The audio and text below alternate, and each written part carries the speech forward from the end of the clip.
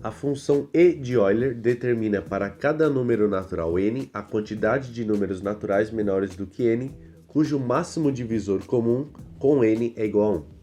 Por exemplo, e de 6 é igual a 2, pois os números menores do que 6 com tal propriedade são 1 e 5.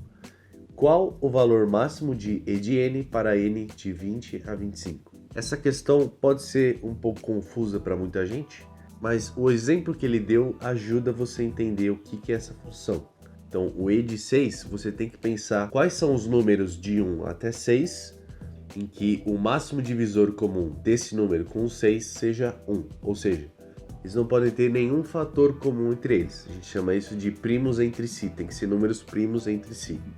E os números são primos com o 6, como ele já disse, são o 1 e o 5. Então, com essa ideia, que é intuitivo você pensar, eu tenho que pegar um número entre 20 e 25 que de preferência seja um número primo. Por quê?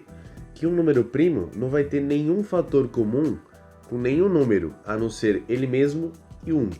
E o único número primo que existe entre 20 e 25 é o número 23. Então, o e de 23 vai ser a quantidade de números abaixo de 23 que o maior divisor comum seja 1.